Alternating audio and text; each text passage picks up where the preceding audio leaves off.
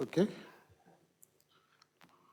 So Suri has been giving lectures on Green-Tao's theorem, a special case of Green-Tao's theorem with a three-term arithmetic progression, means any dense subset of primes contain a three-term arithmetic progression. In these lectures, my aim will be to explain some of the ideas at least which are involved in the higher term arithmetic progression. Whether we can give a complete proof or not remains to be seen.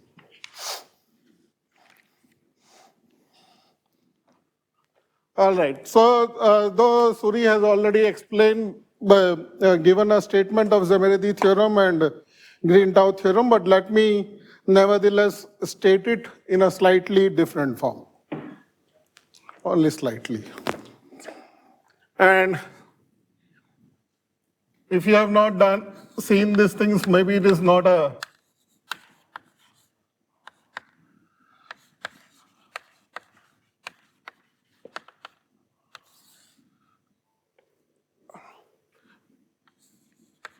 then it may help that if you see that what Suri wrote and what I do will be are equivalent. Given alpha greater than 0, k greater than equal to 3. So alpha is a real number and k greater than equal to 3. K greater than 3 is a integer. There exists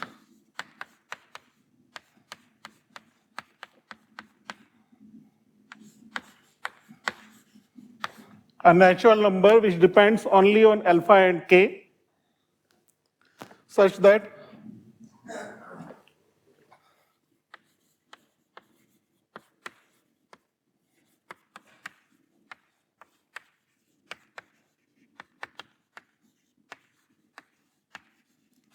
the following holds. For any a,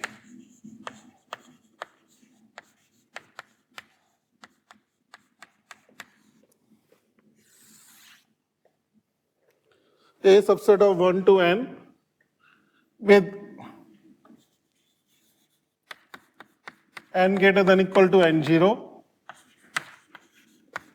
and cardinal T a greater than equal to alpha k, alpha n. Okay. So n is sufficiently larger than this natural number which depends only on alpha and k.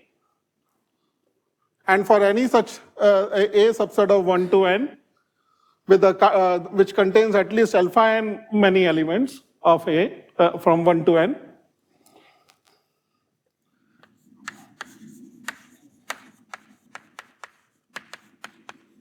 there exist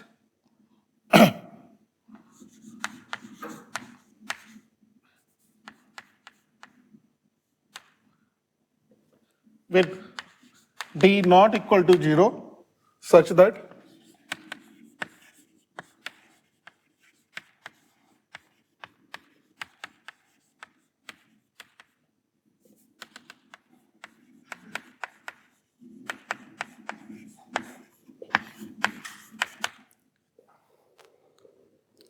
all right. So Suri's statement was about the infinite subset of natural numbers with a positive upper density, and this is for the finite version, but both the versions are equivalent.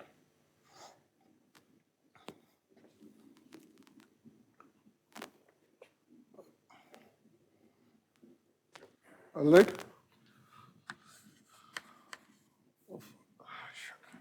I should have.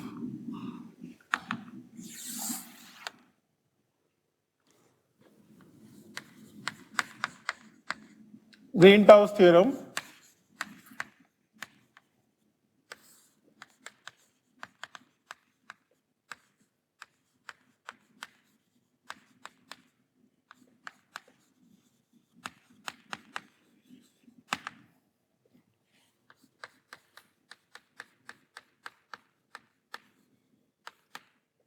and alpha k such that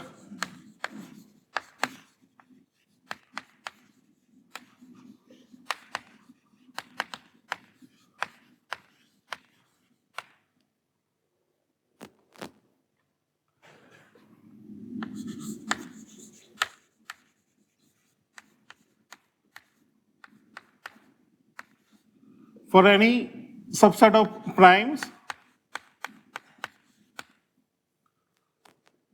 okay, with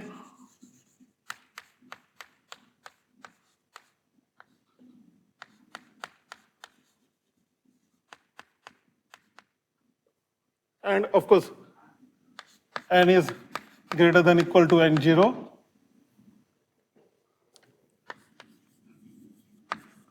there exists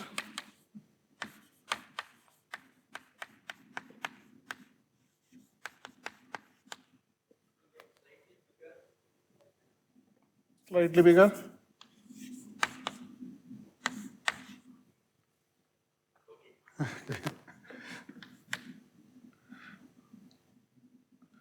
Such with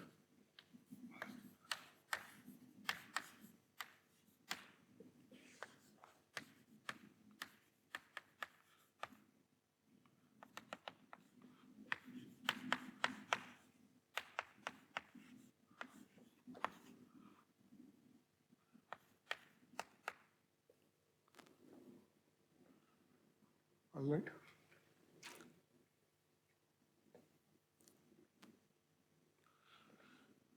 So I mean, so here P is the set of primes, okay?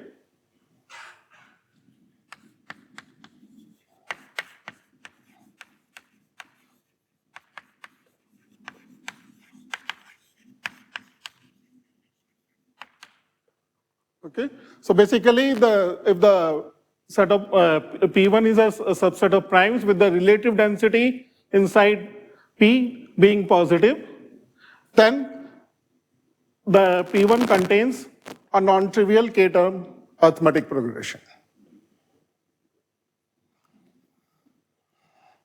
As such, a priori, there is no way we can deduce this result from Szemerédi's theorem, because here the density, when you look at P1 as a subset of 1 to n, the density is alpha by log n. Although your alpha is greater than 0 being fixed, as n tends to infinity, this is going towards 0. So therefore, just from Szemerédi's theorem, we cannot deduce Green-Tao's theorem a priori.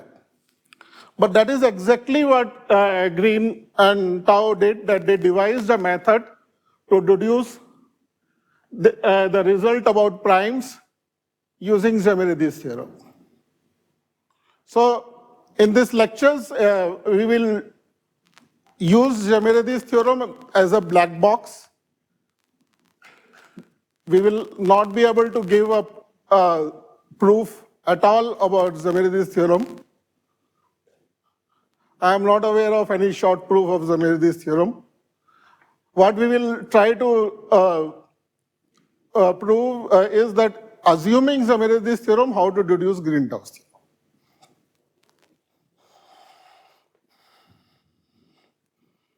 So Green and Tao earlier proof was much more complicated than the present ones, which there have been many simplifications since their result by several people, more notable, in particular by Gowers, as well as Conlon, Fox, and Zhao.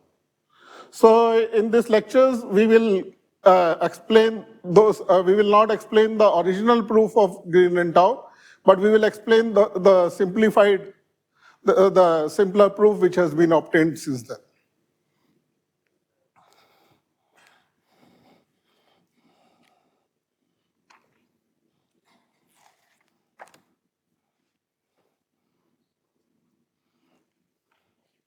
So, okay, so first of all, although the result is about the Z, it is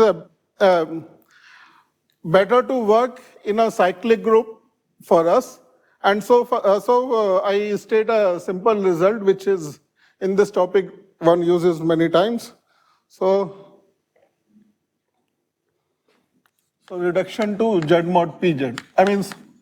I will state first the result which which is used for this reduction to Z mod Pz, P is a prime.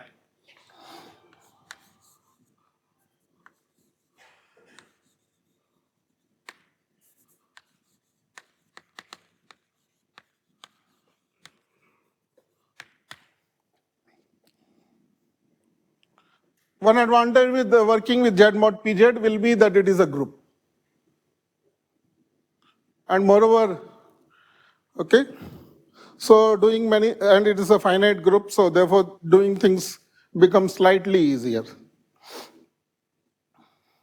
more convenient. So lemma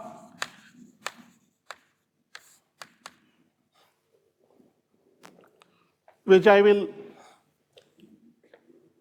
so let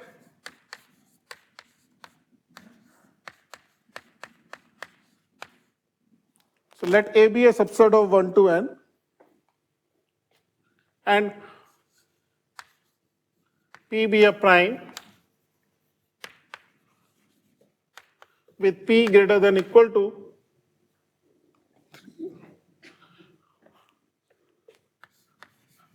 K plus 1 n. Okay, Kn or K plus 1 n, I'm not very sure, maybe you can take Kn, but, and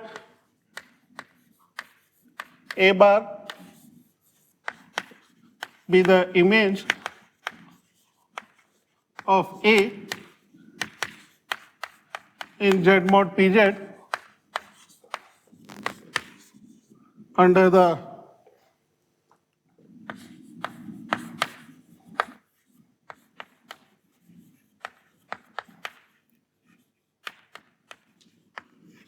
natural projection map. Okay.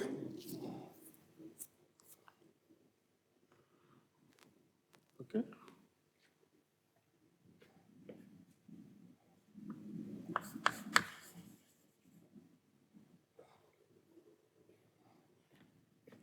Then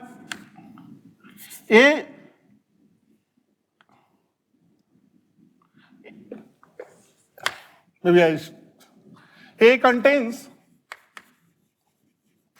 a non-trivial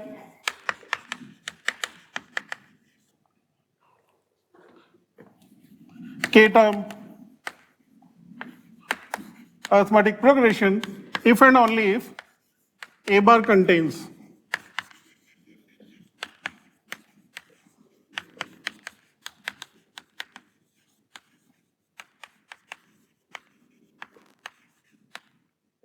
a non-trivial k-term arithmetic progression.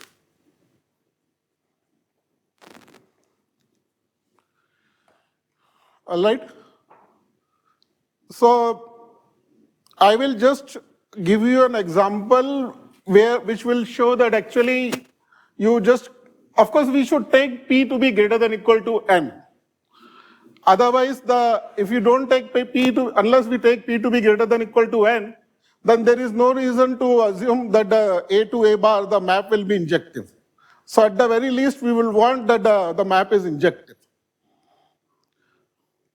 But that alone is not sufficient. For an instance, if I take 1, 2, 5, and just a minute before, and this way is always true. If P is greater than n, at least, then this way will be always true, that if A contains a non-trivial k-term arithmetic progression, then A bar will be also containing a non-trivial k-term arithmetic progression. What is not, in general, not true is this way.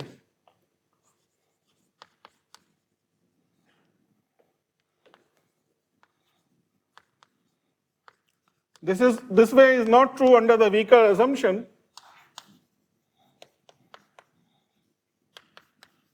that P is greater than n.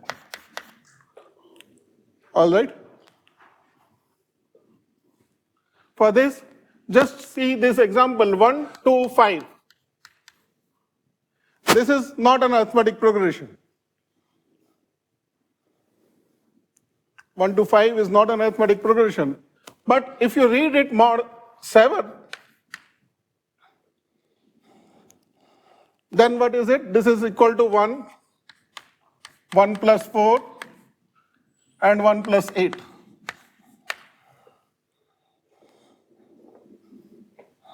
Mod 7. This set is same as this mod 7.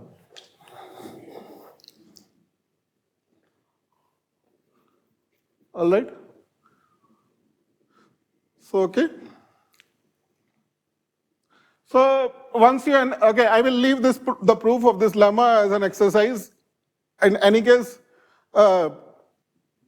certain simple things which we can verify, I will try to just leave it as an exercise. If in case any of the students have a difficulty in understanding it, you can approach me later. So that we can focus ourselves on the main points of the things and not lose our time in the routine work.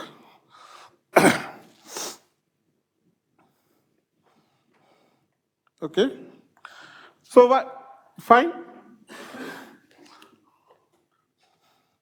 So I have to choose prime to be little bit large, but I should not choose prime to be too large also.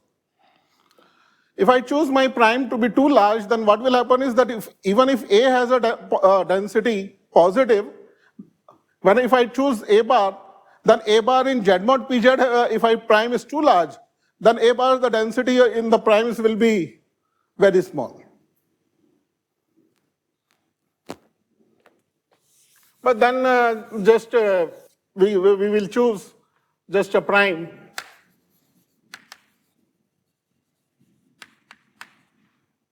belongs to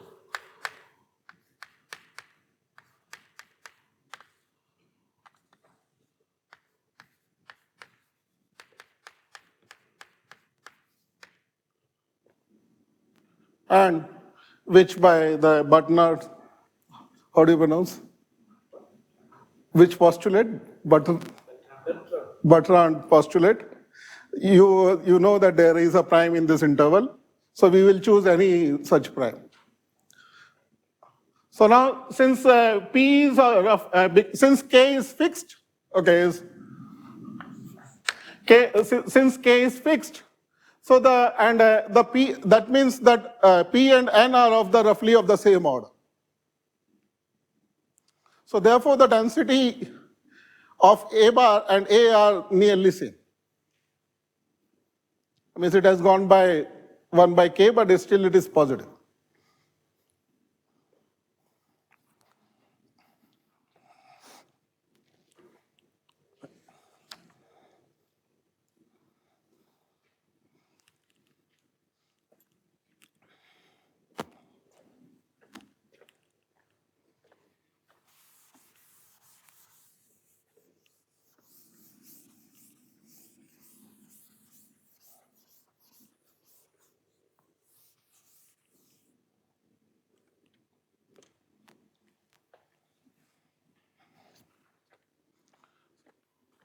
So let me set up some notations.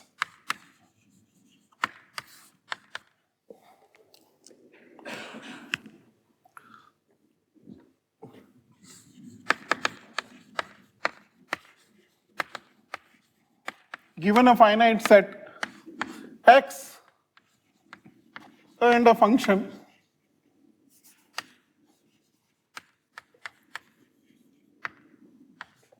f from X to R,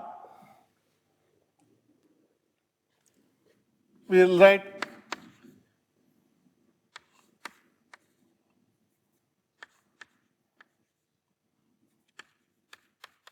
to denote 1 by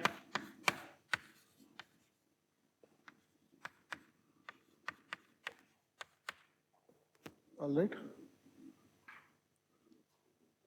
So for an instance, if f is a function from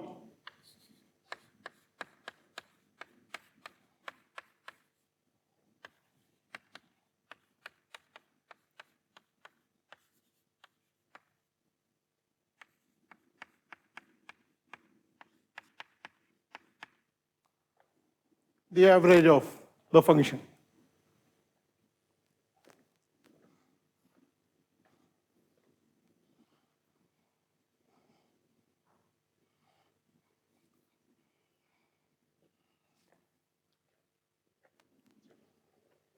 Suri had already introduced this function, but I will use slightly different notation for this. He had defined this function to be, okay.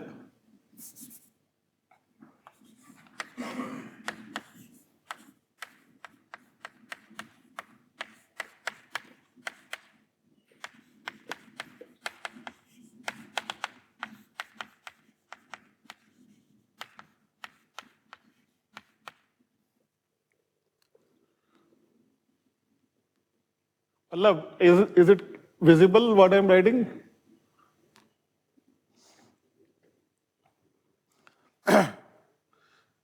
So which is equal to, so let me write down 1 by p square summation x d belongs to z mod pz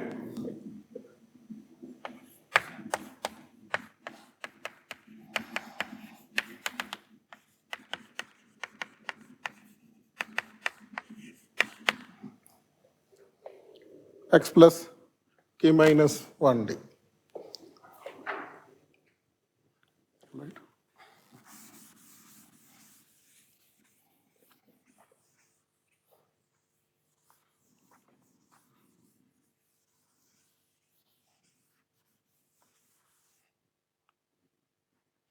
Okay. So let us, so when, for an instance, when, let us see this function. So when A is a subset of z mod pz, okay, we will write the indicator function of A is defined to be equal to 1 if x belongs to A, 0 otherwise. Okay?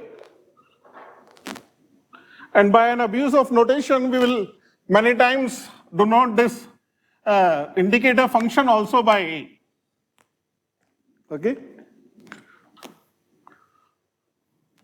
So what is gamma k A in this case? In this case, gamma k A is nothing but 1 by p square and an indicator function of Ax. That means x, this term will only survive this entire thing, that if the entire x plus d, x plus k minus 1d, everything is inside A. Okay? So gamma ka will be equal to 1 by p square number of k term arithmetic progression in A divided by p square. All right. So, but this counts all the k-term arithmetic progression, including the trivial one. So the contribution from the trivial ones is how much? That means that d is equal. The trivial one means that d is equal to 0. That means that all of them are fx. Since this is an fx to the power k. So indicator function to the power k, but the indicator function takes only value 0 and 1. So therefore, this is nothing but, so the contribution from d is equal to 0.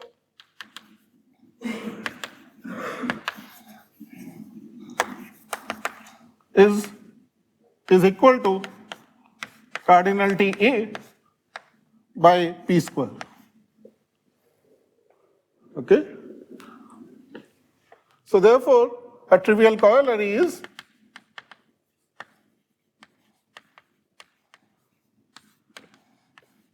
that if gamma ka is strictly greater than cardinality A by p square, then A contains a non-trivial k-term arithmetic.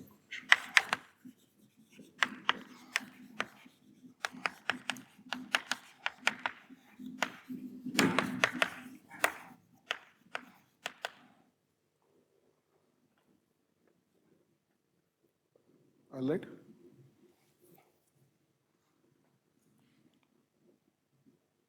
So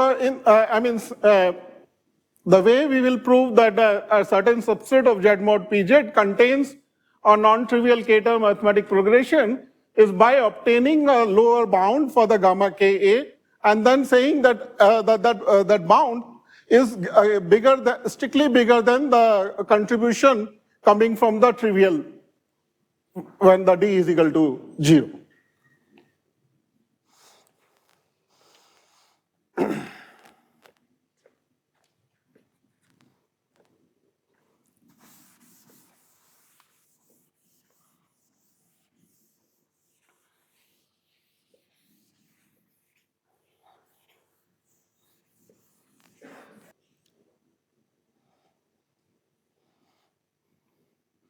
So now let me rewrite Szemerédi-Vanavedi's theorem.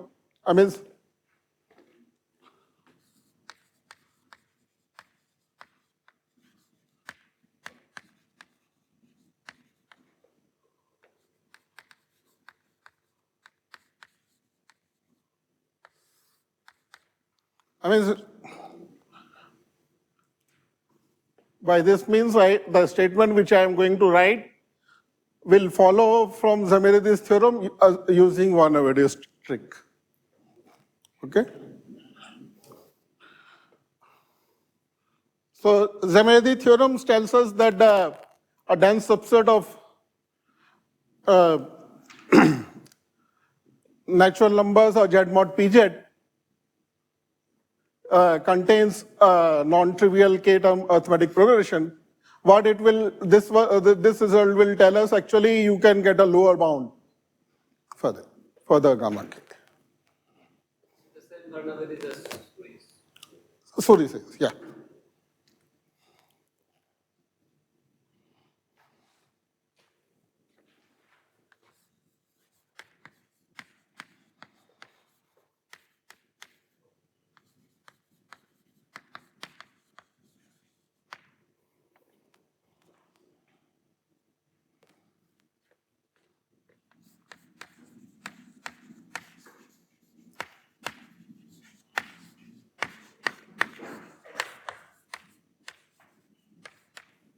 Then for any prime which is sufficiently large, depending only on alpha and k, a subset of Z mod Pz with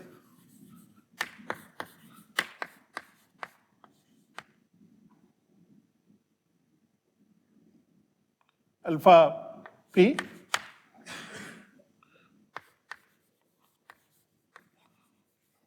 we have gamma ka is greater than equal to a constant which is greater than 0,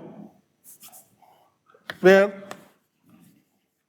C is equal to a constant which depends only on alpha and k, and in particular does not depend upon the prime p.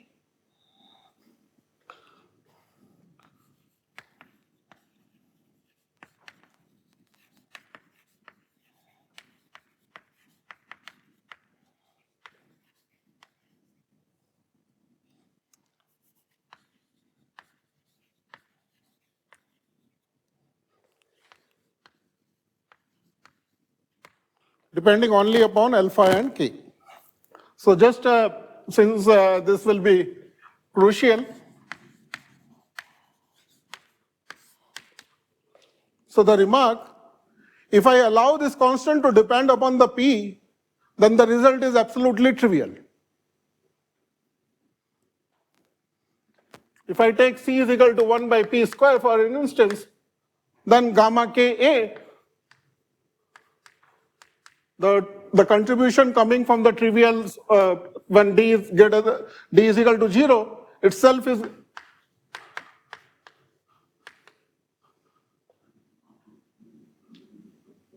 since the indicator function is a non-negative function, I can ignore the terms, all those terms with when d is not equal to 0, and can count only the contributions coming from d is equal to 0, and that itself will give me cardinality a by p square. So which is greater than 1 by p square for any non-empty a.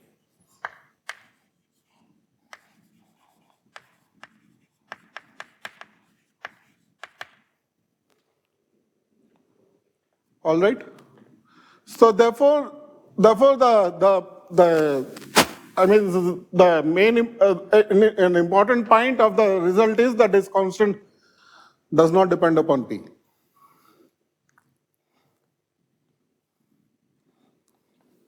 It will be also important because we will later on define various norms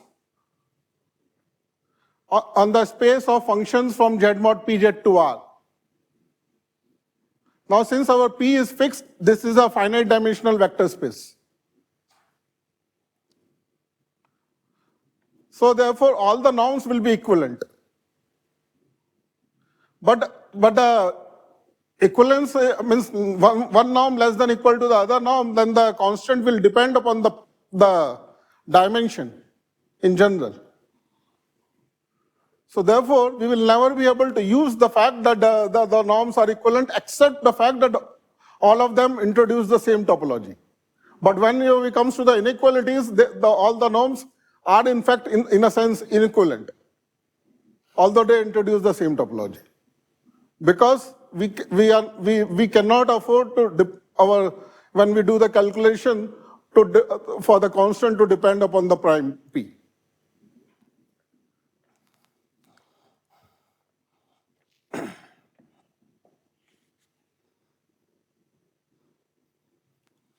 Okay, so now I have written down this Szemerédi's theorem. Let me give one version in these things.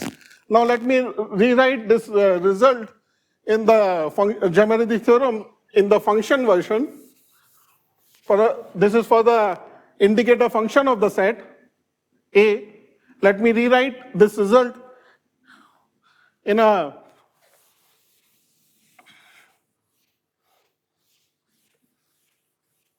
for the general functions, which will be crucial to prove Green-Tao theorem.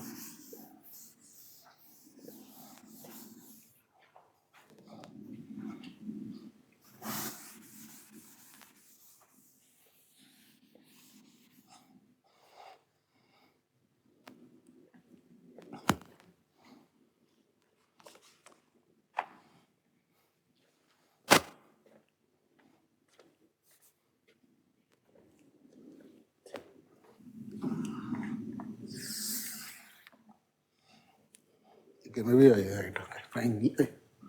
It's okay.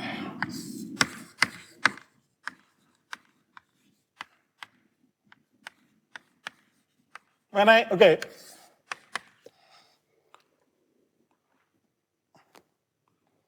So henceforth, this follows using Van-Overdy's trick, and which is, but for the sake, I'm lazy in writing down, so I will just write down this particular result as a Szemerédi theorem. Doesn't mean to take away the credit from Van-Overdy's.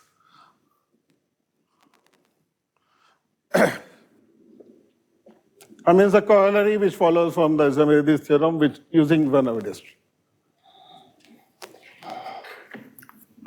So a function version.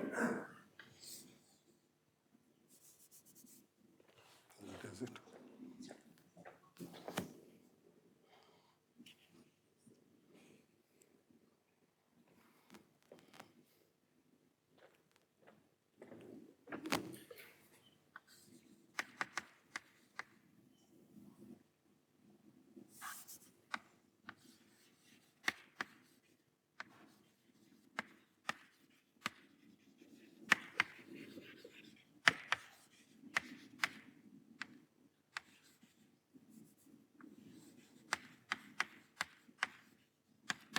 So P is a prime which is sufficiently large depending upon alpha and k.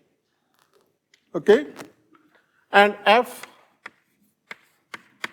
is a function from Z mod Pz to R plus. All right? So it will be very important for this result to hold that the function is non-negative. The advantage is when the function is non-negative, then while computing gamma ka, I can restrict myself to a particular spatial class of x and d and ignore the contribution from the rest.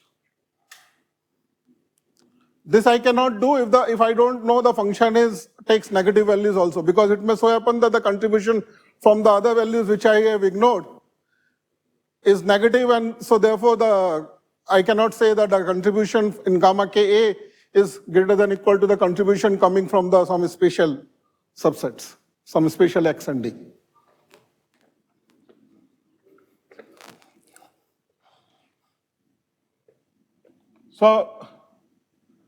So what are the, okay, so the function, suppose the average value of x, f is 1, okay?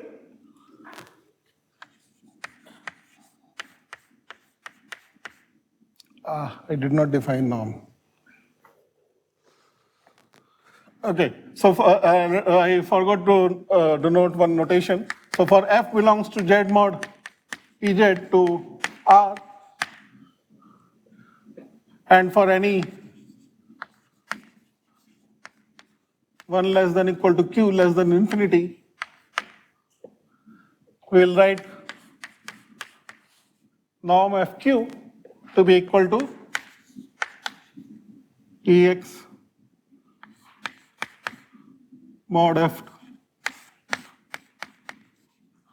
1 by q, okay, and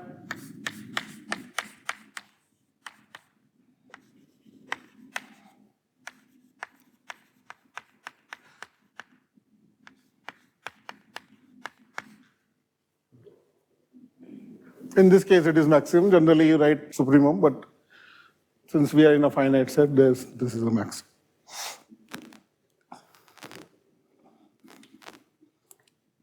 And norm fq is less than equal to 2 for some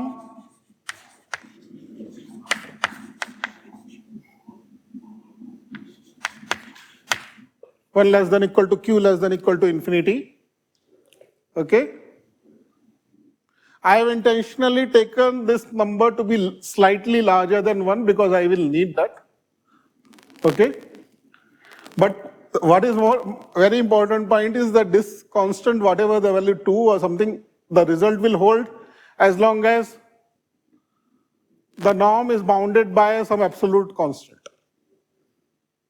okay? But it will, again, we cannot allow the constant to depend upon the prime p, because in our conclusion, we don't want the result to depend upon the prime p. So, okay, so suppose these are the condition, then what I want to say is, then gamma k f is greater than equal to some constant where c is equal to c alpha k, and also it may depend upon q, but in our applications our q will be fixed.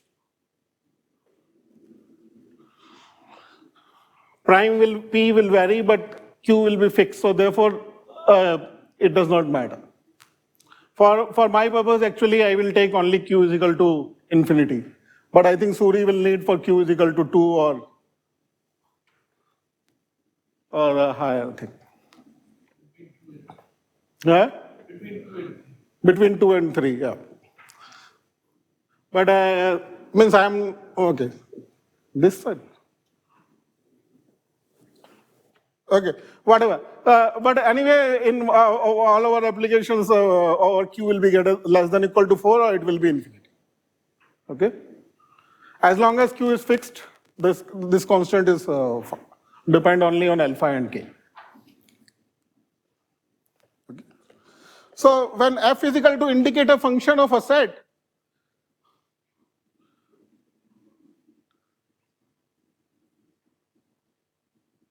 then basically there is no result because only a is equal to z mod pz. Okay. So let me anyway obtain the result in this form, because I am asking expectation to be 1, but that is not a serious issue because we will normally normalize our function by the indicator function by the cardinality of b. still has a lower bound on A. Yeah. Size of A, but here there is another. Yeah, so the function which I will take in this particular case is will be fx is equal to indicator function of A, x by cardinality of A.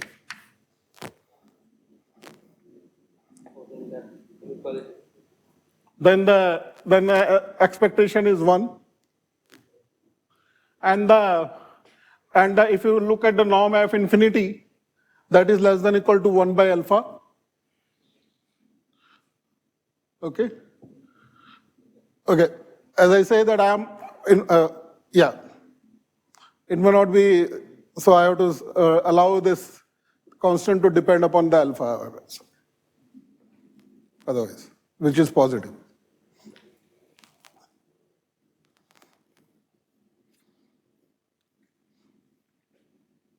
Okay.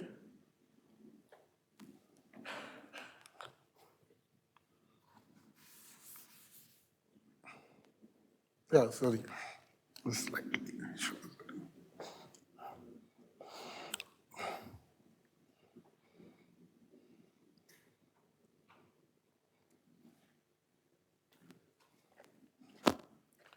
Yeah, I mean, you can allow this constant to depend upon C to be a constant to be depending upon some alpha or something.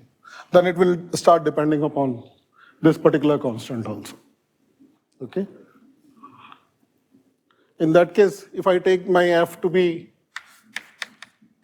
indicator function of A by cardinality of A, then E of x f is equal to 1. Norm of infinity is less than equal to 1 by alpha.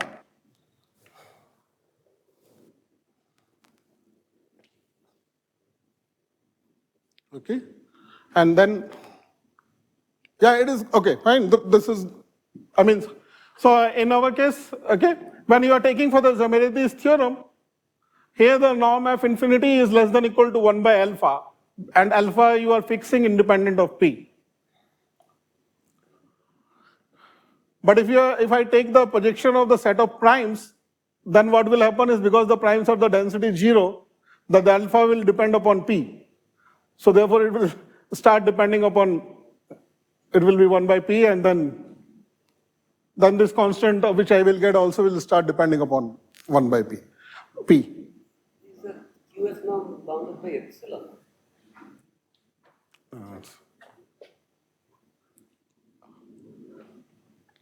I'm saying that if I wrote 2, but in order to explain that why this earlier result is a special case of this, I have to allow it to depend upon alpha. These two C's should not be the same. Or is the same? No. This two C are not same.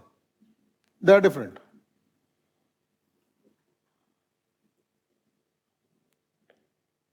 All right.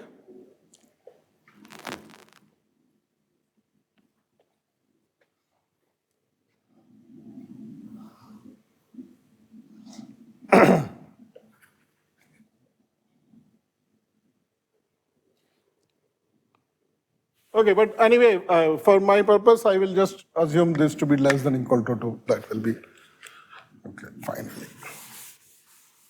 When I need for Green-Tao's theorem, 2 will suffice for me. And having too many constants depending upon various parameters is slightly confusing, so I will let it depend less than equal to 2.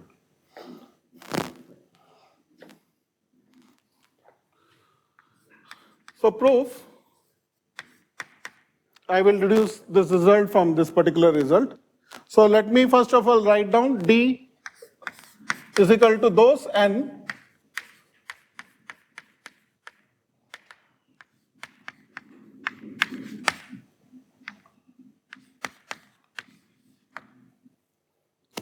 so the average of the function is half. I am considering those values of those numbers which is greater than equal to the half of the average. All right. My claim is that the cardinality of D is greater than equal to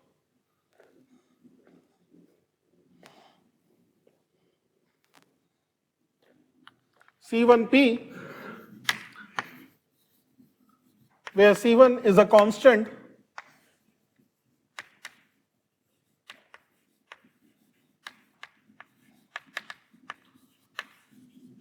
depending only upon Q and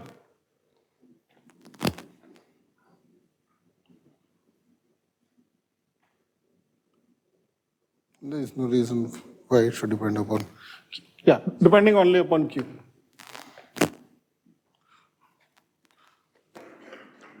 So suppose the claim, let me now give a proof assuming this claim. All right. Once I have this proof then gamma kf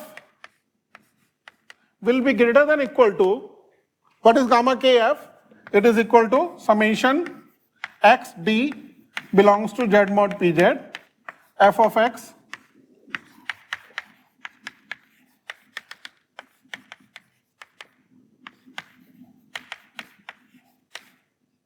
one by p square.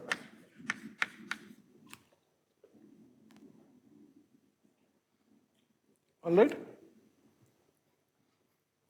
So now I can restrict, since f is a non-negative function, I can restrict myself to those values of x and d such that all x, x plus d, x plus k minus 1d belongs to d.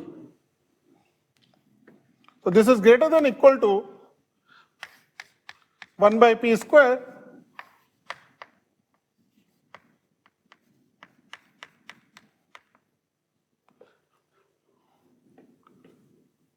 but on all the values of d, the function is bigger than half.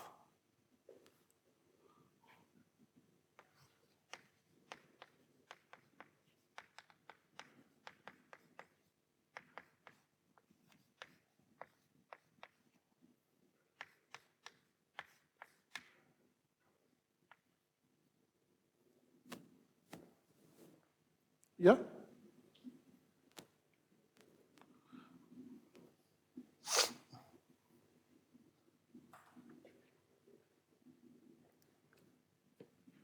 But this is nothing but equal to 1 by 2 to the k gamma k d.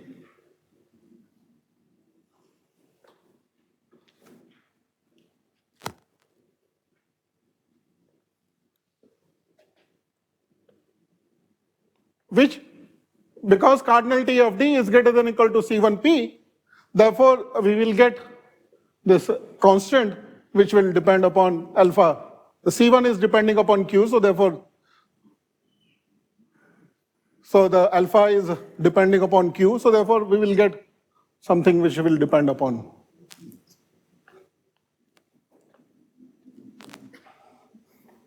Oh, there is no alpha here.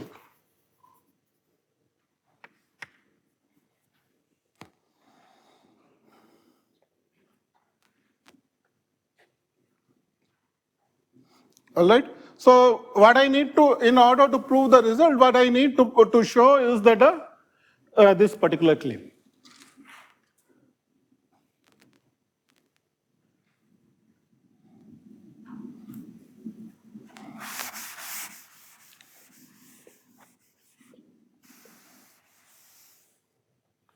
Okay. Oh, maybe.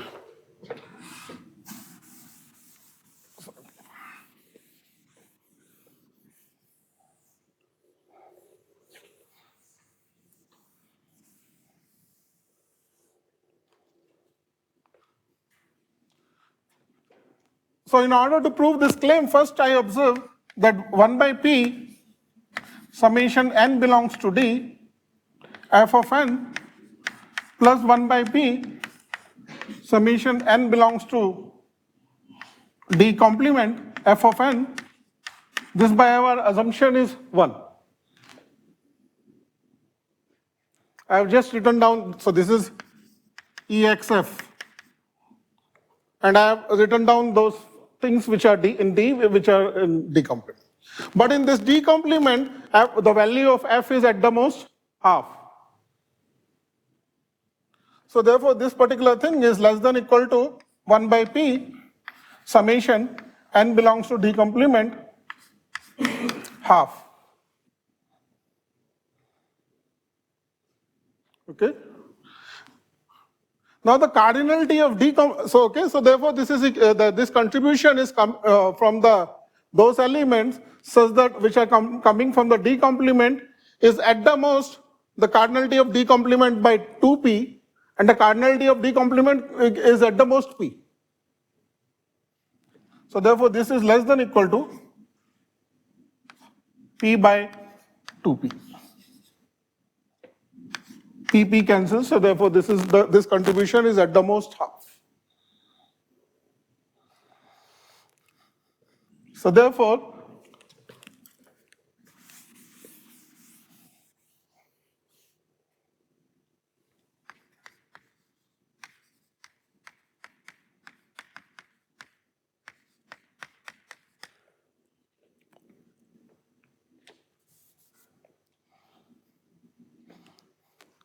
all right. So okay, since I am left with little time, I will just do the case when q is equal to infinity.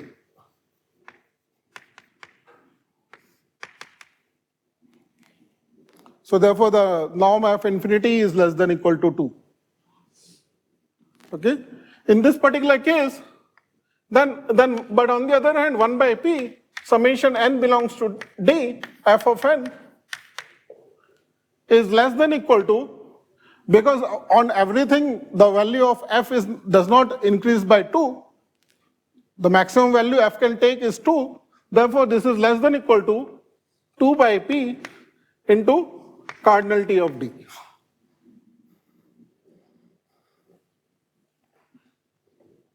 And on the other hand, we also have this is less than equal to half. So therefore, what we get is cardinality of D is in fact greater than equal to p by 4.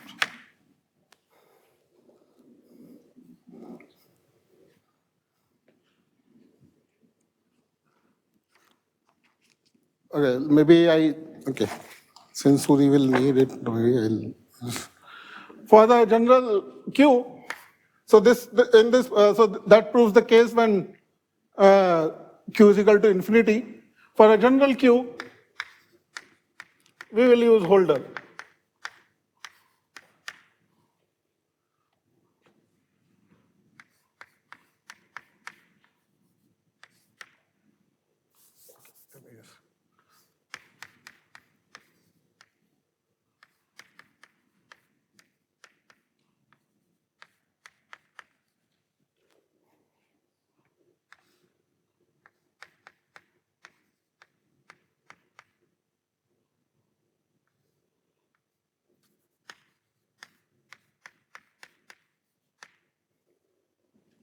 Using holders, we get this. Okay. Now this by our assumption is less than equal to 2. And this is what? This is cardinality of D by P to power 1 minus 1 by Q.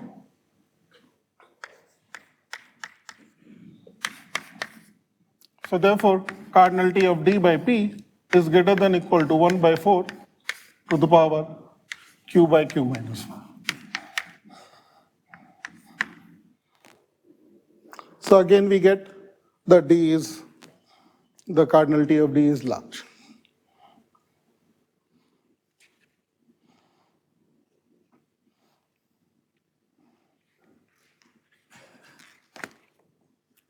Yeah.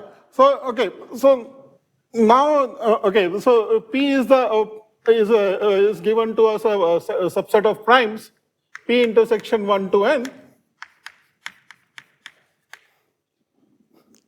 Okay. What we will do, this is not exactly correct, but I am doing a cheating at the moment, which I will correct it later on. Since I don't have too much time, but nevertheless, P is greater than k plus 1 n, and then we will consider the p1 bar subset of z mod pz.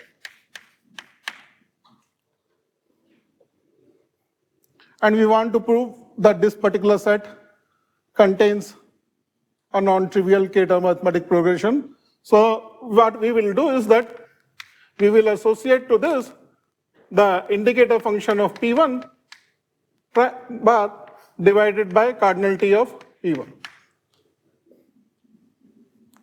Okay, this will be equal to, now if you, okay, and then we would like to show that the gamma kf is big. So big that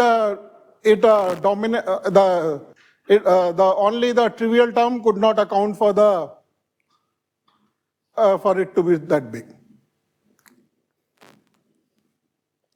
But on the other hand, if we see this function has a property that this average is 1 because I have normalized it in such a manner. But on the other hand, what is the norm? If I consider this f, then what is the norm f infinity? Norm f infinity will be equal to 1 by the density of alpha. But the density of alpha is a function of p and is tending to infinity as p tends to infinity. Or is tending to 0, so 1 by alpha will tend to infinity as p tends to infinity. So therefore, we cannot immediately use this result, which I wrote, to deduce the result. What nevertheless we will like to show is this particular function can be written as a function f1 plus g such that gamma kf is nearly equal to gamma k f1, means the contribution coming from g is negligible,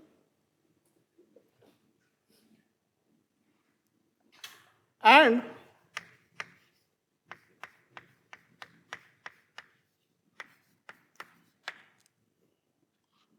the norm of f1 infinity is less than equal to 2. So that is, but now gamma k f1 is large because of this theorem. Gamma k f1 is large. What is f1? We will show the existence of f1. In three-term arithmetic progression, we can explicitly construct f1 by convolving. We can convolve f with a suitable set, and that will be our f1. In higher term arithmetic progression, what I need to know is that after all, what is the condition on G which will ensure that what is the gamma kf is nearly equal to gamma k f1. So what should be the property of f1 which should be satisfied so that the gamma k of f and gamma k of f1 are nearly same? And as it will turn out, that condition is that Gauss UK norm for the every integer k, we will define a Gauss UK norm, and that should be small. In the case k is equal to 3, what will be the relevant is that Gauss U2 norm is small, which is essentially the Fourier transform. And that is why for the three-term arithmetic progression, the arguments are easier because Fourier transform behaves well with the convolution. The Fourier transform of the convolution of the two functions is the product. In the case of higher Gauss norm, such a nice thing is no longer true, that a Gauss norm of f convolving with b is a Gauss norm of f into Gauss norm of b. That is false. So therefore, in that particular case, we will not be able to use such a thing. So, okay, so we need, first of all, to understand this, that under what condition gamma kf is equal to gamma kf1. And once and what is the properties of the prime which is allowing us to obtain such a decomposition, and then how to obtain, under those conditions, how to obtain a decomposition. Okay, so so I will assume that gamma. I will not even, in the next lecture, I will not even define what is the Gauss norm.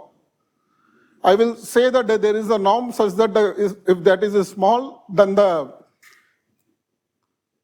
gamma kf is nearly equal to gamma kf1.